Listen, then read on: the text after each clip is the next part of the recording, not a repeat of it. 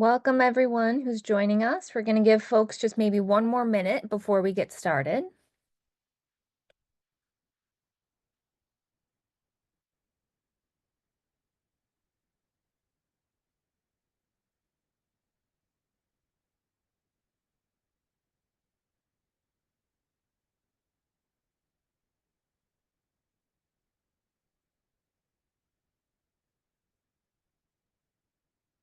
All right, to get us started today, I'm going to just share a little bit about Bright Spot for those of you who are brand new to us, and then we'll get right to our panel. So again, today's parent panel is maintaining sanity while parenting through cancer treatment side effects. If you are new to Bright Spot, we are a community of parents with cancer who are diagnosed during pregnancy or with young children who live anywhere in the United States, and we also serve partners and kids. And our mission is to provide cancer survivors who are parents of small children with a safe space for individual and familial healing, recovery, and reconnection. We do this through a few foundational programs. One is our free Bright Reads program, where we send books about cancer, big emotions, grief, and loss to parents, especially to help have those tough conversations with young kids. We have a Bright Box, which is a curated art and craft box to help build connections with young kids, a financial grant, many different virtual support groups for parents who are in active treatment, in post-treatment, for partners, for parents with a stage 4 diagnosis, bereaved partners. We have virtual meetups for parents of color and for couples. We have opportunities for kids to connect through our monthly Bright Circle and Bright Club groups. We have teddy bear clinics. We have a virtual pet show coming up this month. So many different ways for kids to connect as well. We have webinars like the one you're on today, different art workshops, writing workshops. We provide family resource navigation to help parents get connected to resources that they're really looking for. And then our website provides a great deal of different web resources from coloring sheets to tailored guides to Ask a Therapist videos, and many different free downloadable resources that you can use with your family, or if you're a provider, you can share those with patients. For today's webinar, feel free to type questions into the Q&A box. We're going to hold questions until the very end, but we will have about 10 to 15 minutes where I'll pull up questions and ask them to the panel, but don't hesitate to put your question in when you have it, just so you don't forget it. I will be sending out a survey about our webinar. We send them after every webinar just to gather feedback. There's a place on the survey for you to put ideas for future topics, and we really do use your feedback to plan out future webinar topics. We are recording today's webinar. That way it can be found for later reference. The recording will be sent in the follow-up email that you receive tomorrow and will live on our website in our Parenting with Cancer webinar recordings very, very soon. All right. With that all being covered, it's time to move on to our panel. So excited to be here today with this group. First, we'll go around and do short introductions, and then we'll get right to the questions. So Michael, would you mind getting us started? Hey, how's it going? My name is Mike Hugo, Michael Hugo, it doesn't matter. My dad's also a Mike Hugo, so the only reason why it mattered was when I was in trouble with my mom. I was diagnosed almost 3 years ago with glioblastoma, which is the most aggressive form of brain cancer you can get. I was driving home from work and crashed my car and broke my spine in 4 different places, smashed my teeth all up. They found me in a ditch and broke the window out. And fortunately, I was in the neurosurgery business at the time. I was actually a manager for a large company. And I read my own scans from the local hospital, and then I checked myself out and went to a different hospital. And my daughters, Bridget and Brooke, were 5 and 7 at the time. And, I went into the mode of how the heck can I live 40 years when my diagnosis gave me 8 to 14 months? And, that's kind of how I've been living. And fortunately, with all the advancements in cancer, I'm certainly beating the odds and coming up on 3 years at the end of the month. So yeah, it's been quite the ride. Thanks, Mike. Kim. Hi everyone, I'm Kim. I was diagnosed with stage 2B Hodgkin's lymphoma. The years are going by too fast. I think in 2022, that sounds right, 2021, 2022. 2022. My son had just turned 1, and I started having a cough that just would not go away. You know, it's bronchitis and all these things. Well, actually, it was Hodgkin's lymphoma. So I started my treatment when my son was just 16 months old. 6 long months of chemo and a long recovery period, but I am currently cancer free and really happy to be here with you guys. Thanks, Kim. Seema. Hi everyone. I'm Seema. I live in Los Angeles. I was diagnosed with triple negative breast cancer in the July of 2023. I completed active, I don't know, active treatments defined differently with different people. I'm still on some maintenance stuff. So I completed radiation, which was kind of the third phase of my treatment. And last May, at the time of diagnosis, my daughter Himani was 5, so similar ages, one of Michael's daughters. Um, I am currently cancer free, knock on wood. All my friends up here know that you still, it's in the back of your mind all the time. You know, it's a possibility once, it's a possibility again, right? So, yeah, so I'm kind of living in this strange world of survivorship. I'm grateful to be here, but it's also been, yeah, it's been up and down. But I'm excited to be here with you all today. Thank you. Thanks, Seema. Katie. Hi, I'm Katie. I was diagnosed with triple positive breast cancer, stage 2B, in January of 21. My kids were 6 and 9, and I had double mastectomy and radiation and did the maintenance chemo. And then this year, um, my back was really hurting, and um, I had all kinds of weird pains, and the doctors couldn't figure out what it was. So I ended up breaking my back in 3 different places, and that's when we got an MRI back that said that the cancer is back, stage 4 metastatic breast cancer in my liver and in my spine. So now my kids are 11 and 13.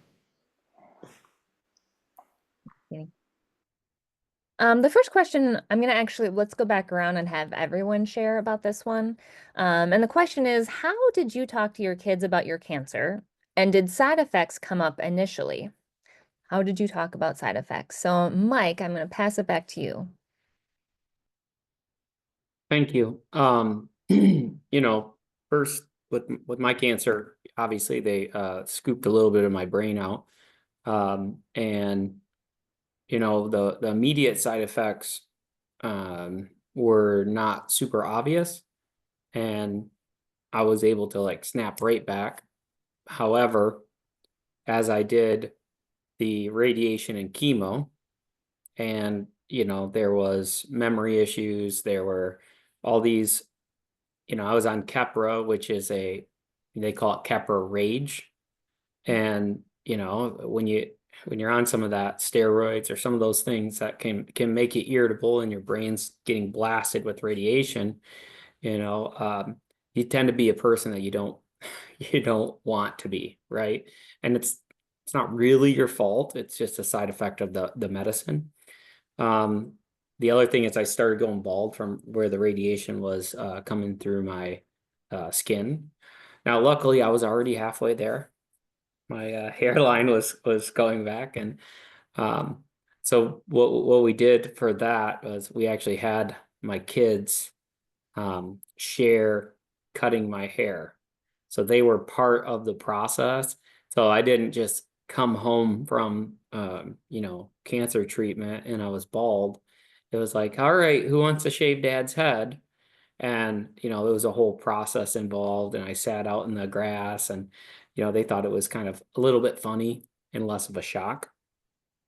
I remember distinctively one time when I was fasting radiation chemo and I was laying on the couch and I just couldn't get out. I couldn't physically pick my arms up. I couldn't get out of the couch. And my oldest daughter, Bridget, so she was 7, maybe 8 at the time. She's like, I want pancakes, I want pancakes. And you know, so I was like just completely dead in the chair. And I said, well, you're 8 years old, 7.5, 8 years old, whatever. You can read, right? And she said, yeah, I can read. I said, good. Grab the pancake, bag. I said, the directions on how to make pancakes are right in the back. And I was probably 15, 20 yards, away in the living room. And I would just kind of yell out coaching tips. Don't burn it, stuff like that. And she went out and she made her own pancakes the first time and she made mistakes and stuff, but now she is she just turned 10 and she is the queen of pancakes at the house. So she makes them for everyone. She's been doing it now for a couple years, and being that my diagnosis had given me such a short time period, I really push for them to have to grow up quicker, right? And to kind of take on some more responsibilities quickly. And obviously that's got its good and bad, but it's our situation that we live in. And it's turned out really well. Everyone is very much, wow, your kids are so mature for their age. I'm like, well, they have to be, And that's kind of, I embraced it with them during the really, really hard times. My mom and dad had the kids. So we were able to just kind of focus on the treatment, and that was a real blessing. I know not everyone has that same kind of opportunity, but that's kind of how we rolled through those initial struggles. It is amazing. Like you said, there are definitely pros and cons to that maturity, but I hear that so often, the joy kids have of stepping into that independence before perhaps a parent would have had them. But kids tend to be really excited about that. That feels very empowering. Oh, they love it.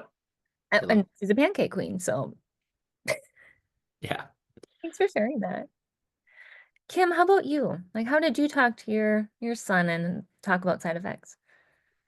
That was rough. So I'm not gonna lie. Every time I thought about talking to him, I would just start sobbing.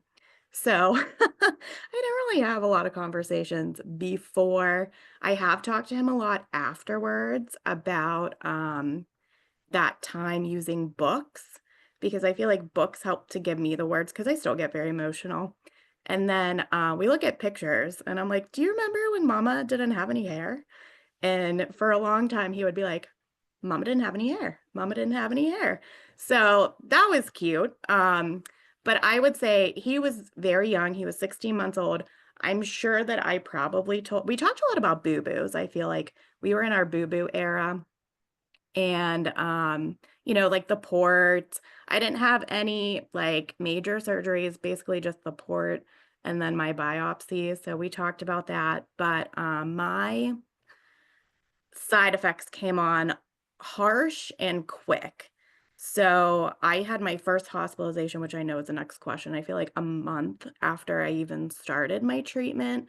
So my first treatment, I was okay. I distinctly remember sitting outside, he was playing, and I was like, oh, okay. I just feel like I'm pregnant. Like I don't feel good, except pregnancy has a better outcome. But then it just went downhill after that one. So I needed all kinds of help. I needed full-time childcare. My mom watched him a lot, and then we also hired a babysitter to come because I was so sick. I was throwing up. I had zero energy. I just wanted to lay in my bed, and nobody talked to me ever, which I didn't do that because then, guilt sets in for that too. But my son was in a stage, he wasn't very verbal, but he would pull me off of the couch and pull everyone off the couch. And that's like a core memory where I just was like, I can't do this. Like, please don't make me get up, please. So that was a lot of teamwork to have other people kind of like get up for me. And I just was like, Mama can't do it. Mama can't do it.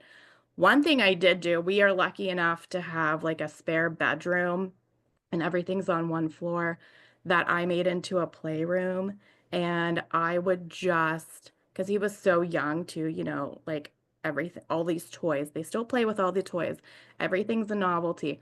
I would rotate toys like an insane amount. And then I just was buying toys all the time, which do not feel like anybody needs to do that. That was a little off the rocker. But I would just like rotate toys all the time. So he would just play by himself for a hot minute, so I could relax and sit in there with him. My mobility took a downfall too. Like I couldn't sit on the floor very well. So I always kind of like needed a chair and things like that. But it was a rough time, but I will say we did get a nice consistent schedule. Like the sitter came Tuesday, Thursdays. We went to my parents' house, which was nice for me to like get out of the house too. Monday, Wednesday, Friday. My mom did my laundry for us because that just was not a priority and probably not going to happen. So, I would say looking back, well, I felt like a tremendous amount of guilt that I just was like, I can't do anything. I think the best thing that we gave my son was consistency. And I was there. It's not like I wasn't present, but I've like learned how much your physical presence actually means. And you don't have to be on the floor playing 24/7. Like you can still bond in so many different ways. But yeah, it was tough and I was very sick. But that also calmed down once we got all the meds worked out, and I would stay on top of the anti-nausea meds and take it even if I didn't need it to try to stay on top of that. And eventually I kind of like, I would say like leveled out to like how I was feeling, which wasn't good, but it was good enough to kind of like get through the days and, just keep it moving there. Thank you so much. I think a lot in there. One being, I love that being able to step into that attitude of connection doesn't always have to be interactive connection. You're so right. It could be like Mike shouting from the couch and giving coaching, and it could just be your presence that means so much. And the rotating toys. I mean, a lot of parents of young kids are kind of supposed to do that anyway, right? But I think that's especially important when your kid needs to play independently and to keep that novelty, which could be a great thing when you have, again, neighbors, coworkers saying, how can I help? It could be, we could use 5 to 10 new toys. If you could just like clean them, sanitize them, and then bring them to my house, that would be great. So that add that to your list, right, folks, of like something that someone could do for you. That would be really helpful. Seema, how about you? So, for me, having my daughter was 5 at the time of diagnosis. I the most like obvious change in my appearance initially was hair.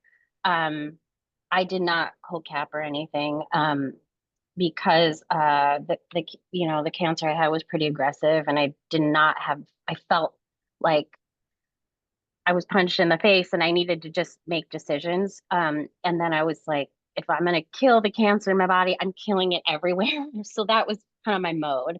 Um, I we had the book about, is it the like the about the mom with no hair. I can't remember the name of it now. I think I might Cancer have hates blocked it. kisses? What was it? What was it, Carissa? Cancer hates kisses or nowhere hair? Nowhere hair. And so I I knew, I had my chemo date set, and we read the book. I said that I had cancer because she was 5. So there, a 5-year-old's kind of on this like line of like being emotionally aware, but also being a little kid. It's so I had to, we did that. We talked, I had long hair. We got bobs, and then eventually I shaved it all off and it was gone.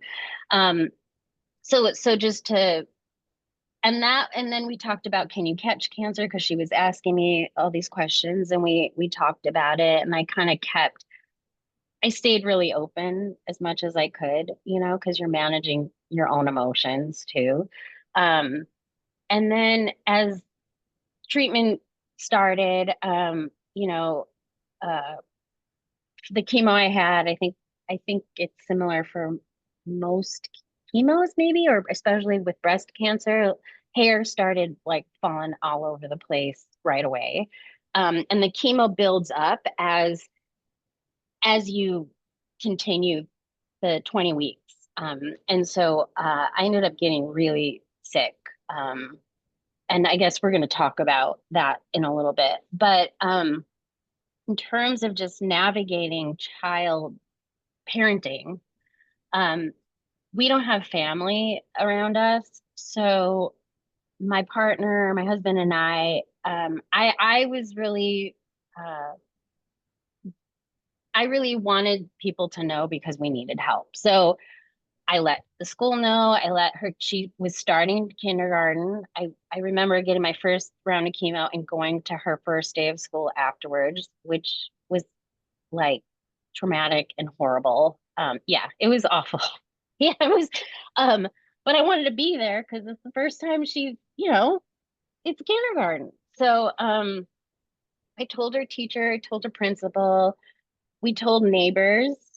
Um, we had a really tight preschool community. So, and it was near to where we lived. So I told the families there.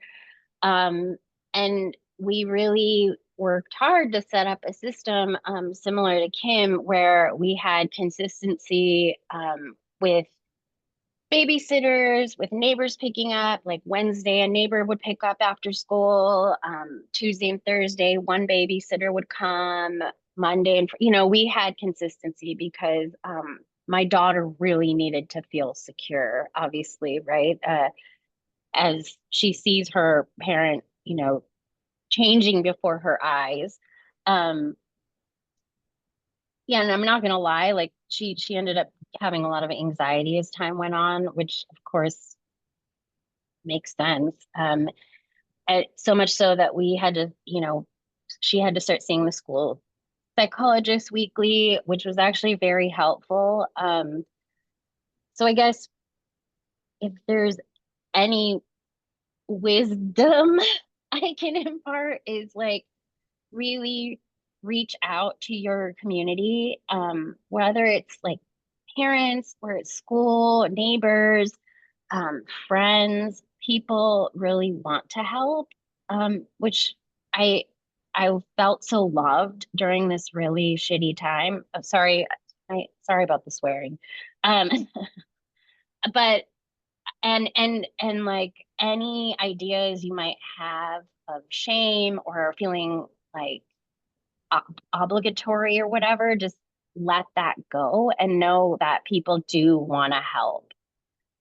Because for us, like I said, we did not have family around. So having community just show up for us, like picking our daughter up from school, feeding her dinner when I was still at the hospital because I needed extra hydration after chemo, you know, we we needed that, and people really showed up for us, and I'm so grateful for that. And now that I'm on this other side, I'm so willing to do that. I mean, I guess maybe I'd always been, but you're not meant to go through this alone, bottom line. So yeah, I don't, sorry if I rambled. No, that was perfect. Thank you, Seema. And again, I think that I keep hearing this idea of consistency that for so many kids, especially young kids, that can be really important for kids to feel safe and secure. If you have a community, ask for help. You're right that can make a big difference. And even if you don't have close family around, are there other neighbors or, like you said, like friends of your child, like their parents? Sometimes people come out of the woodworks, and like you said, they do want to help. And if you give very specific ways of how they can help, that will take a load off of your plate, your partner's plate, and help you to prioritize healing and time with kids. I will put a link to a guide about how people can help you in the chat in a moment. But Katie, I want you to have a time to say more about how you handled this and how you talked to your kids and navigated side effects. So my kids are a little bit older, and we definitely talked about, we read the books, and we also talked about the wave of how chemo works. So, I'll get knocked down from chemo and be down, and then I'll slowly get a little bit better and crest the wave and feel better, and then that's when I get knocked down again. And I think that visual, we kept it in the kitchen area. So when we would talk about, at dinner time, okay, this week mom's gonna have chemo again.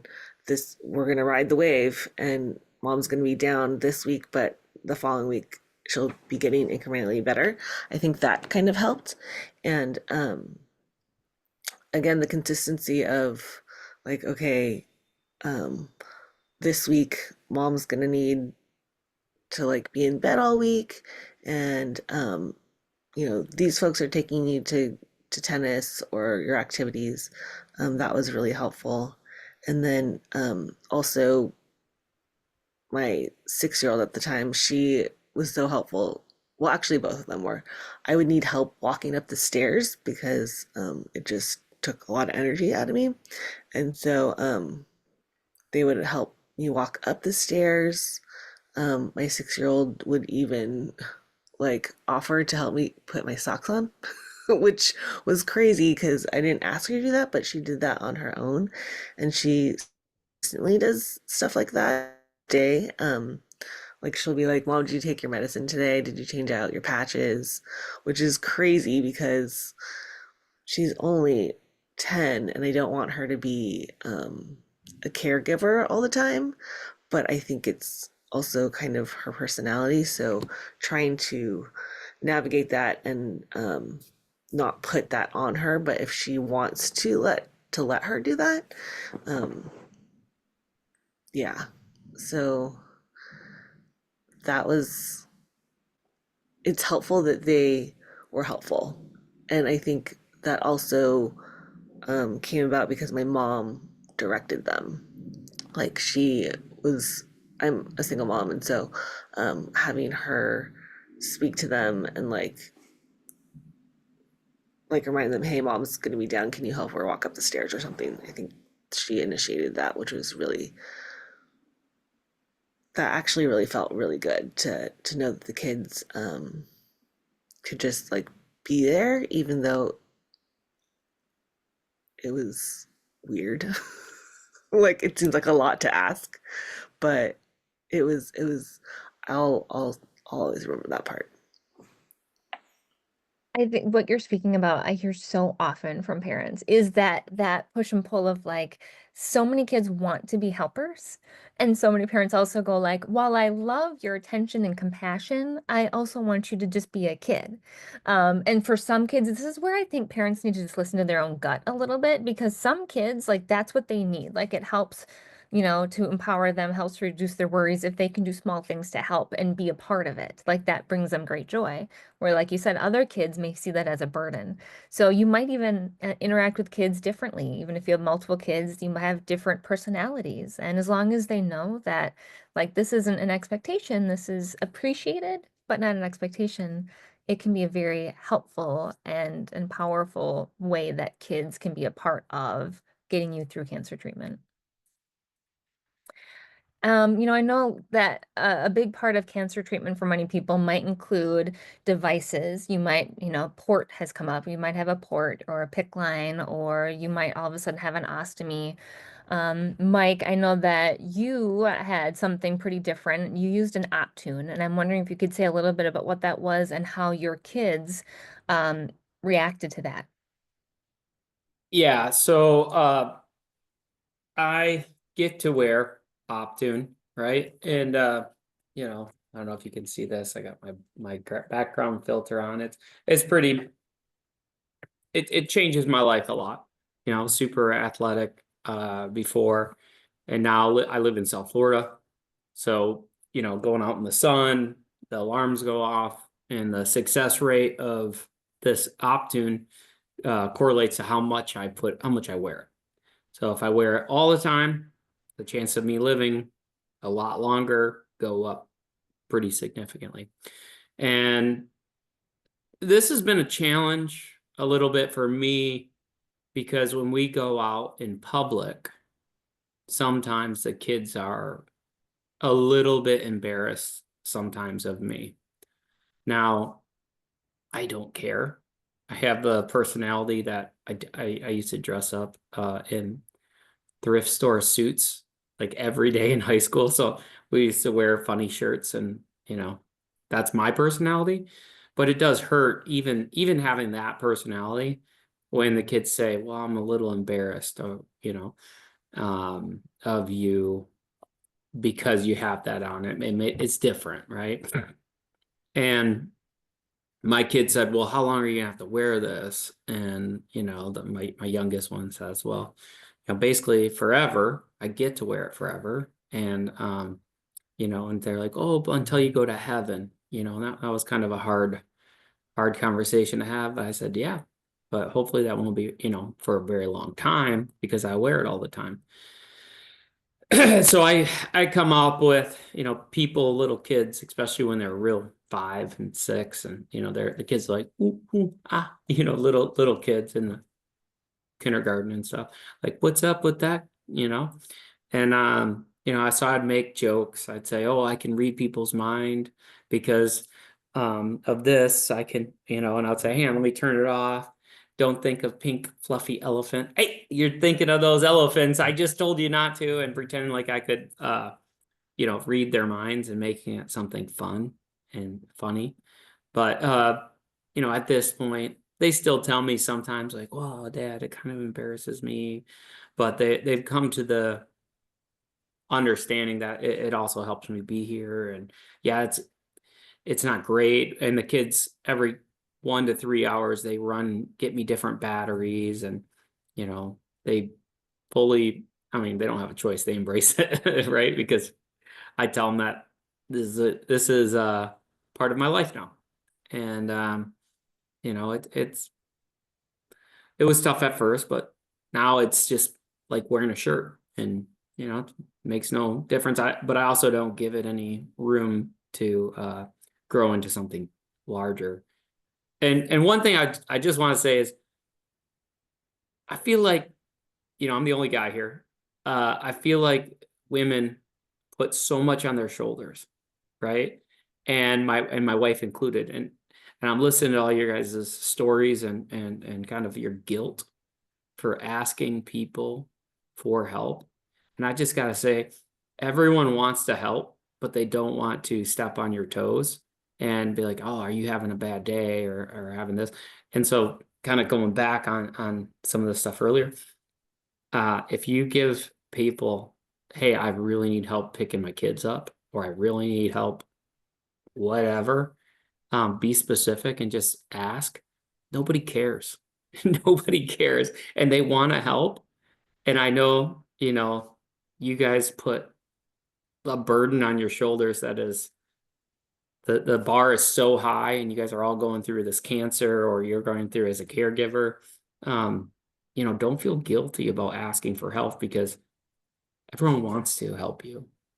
And I think if you guys can get over that kind of anxiety of feeling a burden, I think you'll find that a lot of people want to be part of the journey and recovery. And they would do anything they can for you. So sorry to go on a tangent on that, but I just feel like you ladies are awesome and you all care so much. And I just feel like you guys need to know that you're not a burden by telling people exactly what you want. So Thanks, Michael. go for it. I do want to ask a very pointed question to the other three of you because this idea of embarrassment, I feel, comes up a lot in our support groups. So I'm curious if Kim, Seema, or Katie, do any of you, have you had an experience of your kid saying that they felt embarrassed by you, especially if it was like you lost your hair, you look different, you walk different? And if that did happen, how did you navigate it?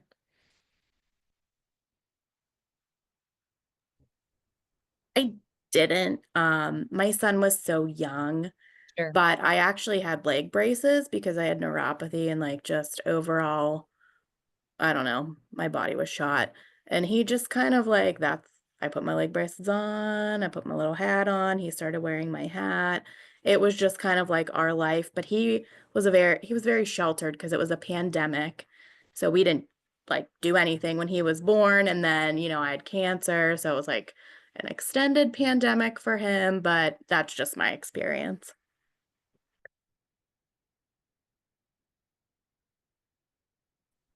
I think I don't have any specific memories of I think also because of age, I was 5. I did try to like in terms of, because visually you change, right, with the treatment. So I did try to like the days I was able to pick her up from school, which weren't a lot, I tried to like wear something fun that she liked that I had and wear makeup and like wear like a fun scarf. I tried to have fun a little bit with that. I know some children, depending on their age too, can get really embarrassed by that as well. Um, but she liked it. So um, I don't know, maybe like if you know your child and you know how they're going to respond to something similar like that, lean into it a little bit more. If you have the energy, that's the other thing. Because I mean, you're so pooped out. So, but yeah, I tried the moments where I was able to, yeah, be like at least fake, like feeling good. I tried, for her sake and to have fun, I, I do have to say, the gift of this horrible stuff for me was also just being like a child is also so present in this way that I think adults are not, right? Because it's like what's in front of them, like immediately. Um, and that for me was a real gift to just get through the time because, even though I looked like, a zombie, I, she still wanted me to like read her books at night. And that was something I could do, because we just laid on the sofa and read our book. So I know that's kind of veering away from what you asked, Carissa, but That's great. I just tried to lean into like the energy that I had to make things fun when I could. Love that. Kim, I'm wondering if you could say more about how you handled unplanned leave. Like, have you had to go to the emergency room or suddenly be gone, especially because you said your son was about 2, right? That can be an age where kids have a hard time with separation. Yeah, he was even younger. So that happened several times. I guess even post treatment, I had some medical issues come up. So it was tough. Like, you don't, sometimes you go to like Med Express and you didn't know they were going to send you to the ER. This was post treatment. You always go to the ER if you're in chemo. Um, but my main thing was the consistency. So everybody would be like frantic about, which is a nice frantic to have. Well, why isn't his dad coming to the hospital to visit you? Like, why are you by yourself? And I was like, I don't care if I'm by myself. He needs to go pick up my son from my parents' house, bring him home, and do his nightly routine. He has always kind of like done the bath routine, and we've maintained that. He's 4 now.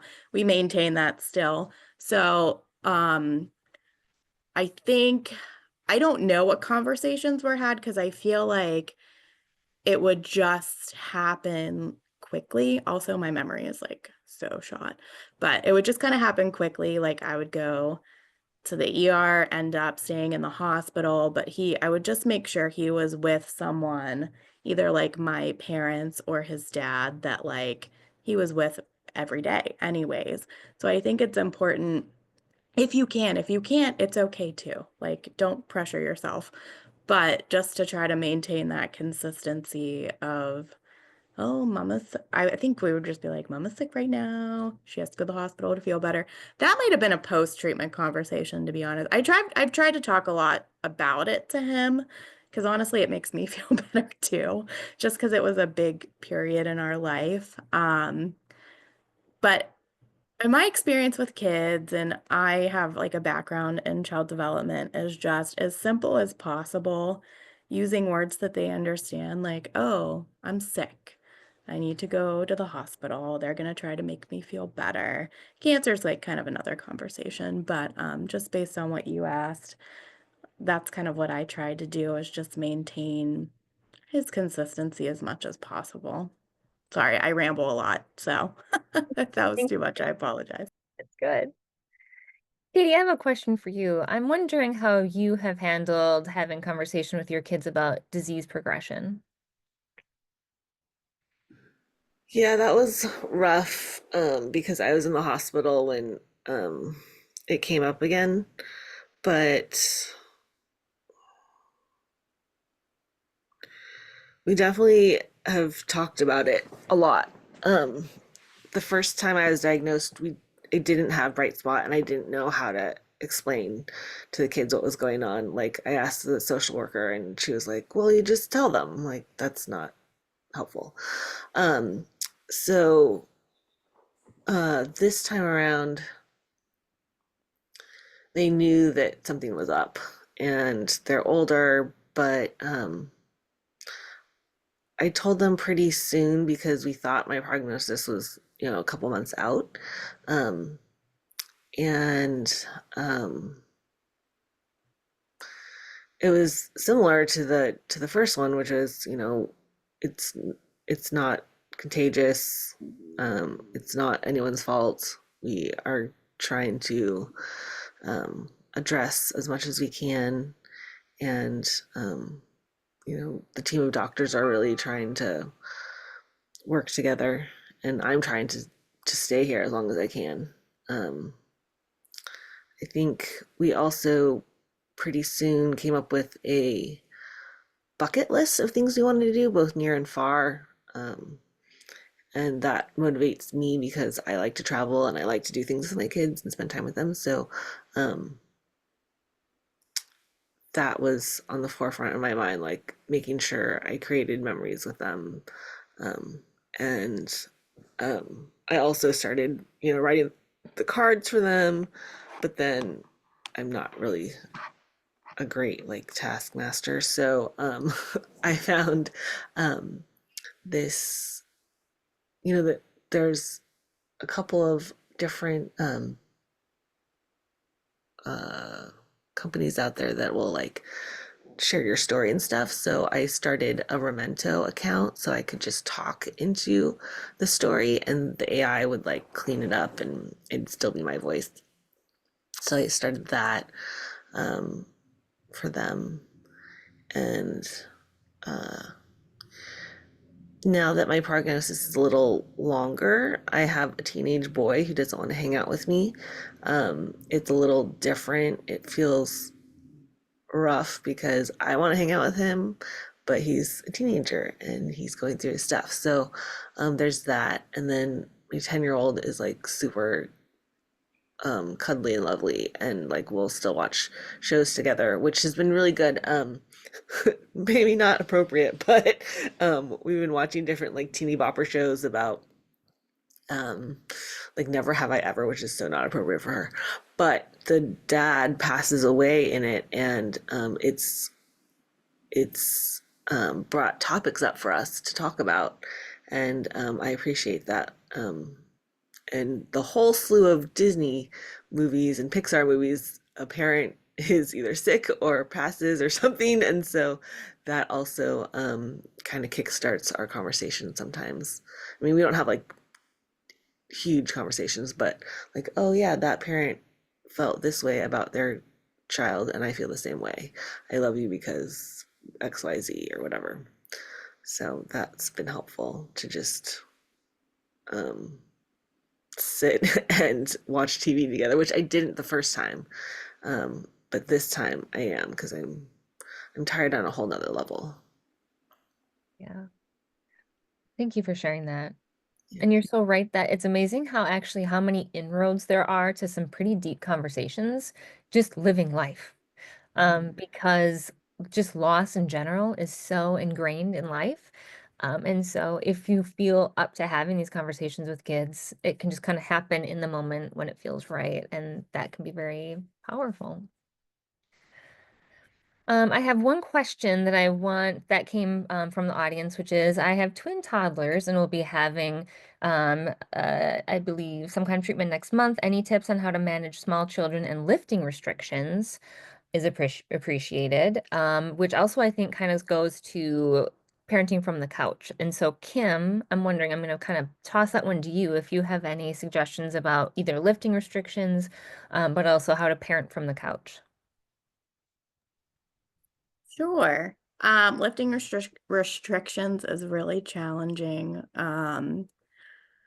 Help, if you need it, but I don't know that I have any super great advice for that. When I had my port, I lifted my son on the other side, so I like was able to sneak it in, probably even though you weren't supposed to. As for parenting from the couch, um, I feel like everything you do is a great bonding experience, even if you may not feel like it. Like watching TV. And this is all I didn't know about Bright Spot before, but this is all stuff I've been like, oh wow, this is really great. Like watching TV is a great bonding time, even though you may not feel like it is. You can do mostly, I don't want to say anything from the couch. You can do a lot of stuff from the couch. Even if you need to bring toys up off the floor and put them on the couch, like Magnetiles, awesome. Just put them on the couch. They're amazing. Reading books, fabulous. Basically, if you just think like, oh, can I do this from the couch? Most likely you can. And even if you just need to play sleep, if they're old enough to play sleep, that's like my favorite game still. And that's like such a huge win. They're like, because they love it too, by the way. They'll like want to play sleep. Now we've moved it to my bed and I'm just like, okay, good night. So that's another thing. I don't know that I have any specific ideas right off the top of my head, but just know that you guys are all doing enough. Like it's so hard to be a parent, period. And then you add in cancer and it's just, I don't even have words, but everyone understands because we're all living it. And your kids know that you love them, and any time that you spend with them, even if you're like, I'm tired and I'm drained and I'm miserable, it doesn't matter. They're just happy to be with you. So just remember that, even though it's like a really hard time. And I will ramble forever, so I will stop. And parenting from the couch is such a major topic when you're going through treatment. So I just wanted to make space. Does anyone else have any tips or tricks about how to parent from the couch? I, I'll make a quick comment. M- you know, you ever hear the airline where they say, put your mask on before helping others? All right. Well, I will tell you that my wife does this all the time where she's like, oh my, I threw on my back, I'm hurting. And her, some of her kids like, up, right? And I just look at, I'm like, you got two legs, walk, right? And she'll actually hurt herself in order to like pick up our child that is they're capable of walking. And I feel like there's so much guilt being a cancer patient that you're not doing enough.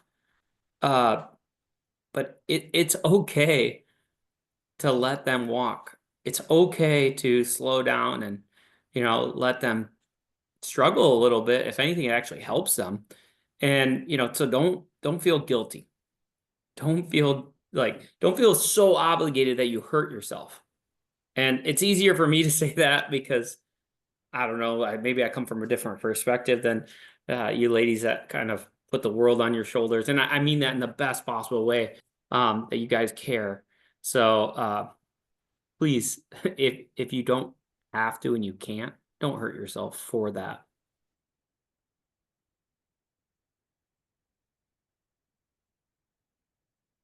How old were the kids again, too? Hmm. Because I remember I mean, I had a 5-year-old, so I mean, she can walk. But, the like cuddling, I think is what maybe they really want from you. So if like we'd cuddle on the couch a lot, um,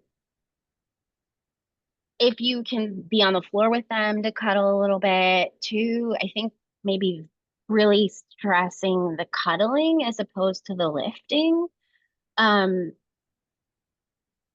I again, my daughter was 5. I made this art cart for her where I like put markers and crayons on like one of those IKEA carts, and then she could just take what she wanted and like sit and make mess on paper or whatever. So I don't know if I mean that costs money and all that, but maybe if somebody is asking you what you need, maybe you can say like art supplies would be great because it also just occupies them for a while. Um, Reading books, we did a lot of that. Playing like games. I had these like travel memory game, I remember. Um, so it's like one thing and you just like it's meant to like travel so you can just sit anywhere and do it. I don't know how to explain it further, but that was something we could do on the sofa and like it occupied her for a while. We played a lot of games too that were doable on the sofa. I remember that. Um, but like the cuddling, I think too, like the physical contact without lifting, I really focused on that too because I had surgery as well and wasn't able to lift and just didn't have strength, period. So maybe those are a few ideas to I think share. those are great ideas. Yeah, finding being creative, right, about how to maintain that physical proximity, touch, cuddling without lifting. Another question for the panel from a certified child life specialist who's wondering if any of you were able to access a child life specialist during your cancer journey, and if so, was that helpful? And another more specific question is, would you, if you didn't have a child life specialist, would you have preferred a conversation on how to talk to your kids right away? Or would you have preferred to have some time to digest your diagnosis and the plan before getting guidance on how to talk to kids? I don't know what a child life specialist is. So can you explain that to us, Carissa? So obviously I didn't have one. I don't know what it is. So Yeah. yeah. Yeah, so a lot of hospitals have them, especially at children's hospitals. And a child life specialist really specializes in like human development and child development and what they need specific to medical issues, whether it's their own diagnosis, a sibling, a parent. And so this certified child life specialist can help talk to the child, prepare them for procedures for their loved one. They help guide parents and siblings with interactions and conversations. So the idea is really to help the family as a whole to talk with kids and prepare them for different medical procedures and diagnoses. So no, you didn't have, did anyone? I'm just curious, raise of hands. Anyone on the panel have a child life specialist? Wow. Okay, so that's interesting. Oh, Michael kind of did. Well, So there's two things that I would say. Like number one, I guess it was more of a child psychiatrist type of deal, and we went through our insurance to find out one that was in our area. Um, it was definitely very good because it was someone else that is trained specifically to bring out their feelings outside of my wife and I. And I would say the earlier you can, the better, because we had a situation where within the first week of my diagnosis, my dog passed away from cancer. And, I think I kind of stepped in some crap there and how I handled it. And I probably didn't articulate things the best way. And so I feel like knowing the information the sooner is better, so you don't, put your foot in your mouth and do something that maybe is good intentions, but you you scarred them for life type of deal. And so obviously everyone's journey in the first couple months and everything is completely different and how they're managing it and kind of going through it. And that's really tough. But just kind of that's also creates future anxiety. So the sooner you kind of get, how am I going to talk to my children about this?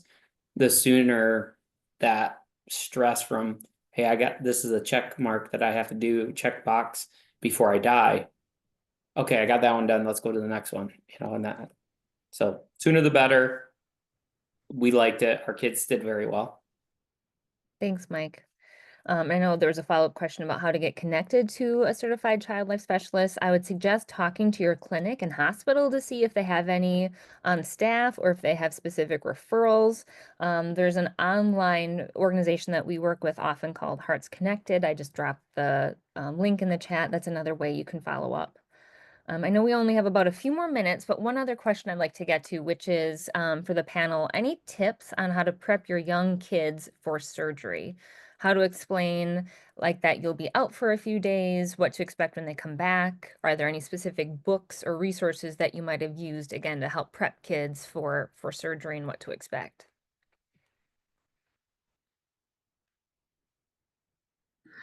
There was a book about mom after a mastectomy. It's like tall and short. No, that doesn't make sense. It's like half a page book, and it was really helpful to talk about it. It was also The Year My Mom Was Bald was a good book. I am a huge advocate for children's books because they just walk us through every step of the way, and I don't have to like find the resources on my own. Um, and thanks to Bright Spot, like there were so many great books too that were available.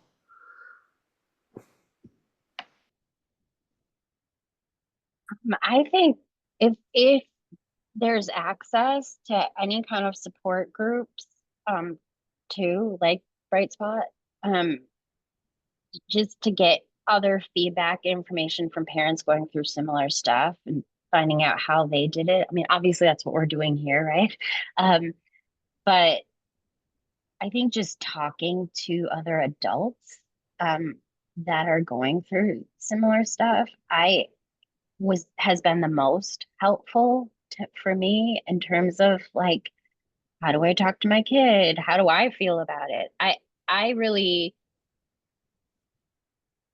I really needed to be as grounded as I could be in the beginning to before I could communicate what was happening to my child. And I really wanted to do that before, treatment started. So that was my experience with that. But I think the most um, support I have had has been talking to other parents with cancer and just getting feedback and getting information and asking them how they've done things or or how they've made mistakes and what they would change. So I just yeah I saw in the comments too, like this. I also did not have a support from my cancer care center, like I had to be really proactive, which was really frustrating and unfortunate. So I think the folks at Bright Spot too can direct you in terms of tools in that way. Anyway, I hope that was helpful. I appreciate that, Sienna. Thank you. And I had also blanked on Wonders and Worries, so thank you, Kaylee, for putting that in the chat. That is a wonderful organization that we partner with a lot that has some really great child life specialists. Bright Spot has a customizable coloring book specific to an upcoming surgery. I dropped the link in there. That is a free downloadable resource that you can use to help kids prepare for surgery as well. Someone I Love has cancer. Great book recommendation from Lynn. Thank you for that. I feel like this time went so fast. So I just really appreciate all of the incredible wisdom and insight that you can all share. That this has been wonderful. We will send a follow-up email that will go out tomorrow that will have a link to the recording of this. It will have a survey. If you could please take 2 to 3 minutes to fill that out, that would be really helpful. It will have my email as well. So if there are any other follow-up questions that we didn't get to, or you want to get connected to any of our resources or other resources for parenting with cancer, please do not hesitate to just reach out and I will help get you connected. Thank you all for spending an hour with us. Thank you to the panel. Really appreciate you. Thank you, everyone.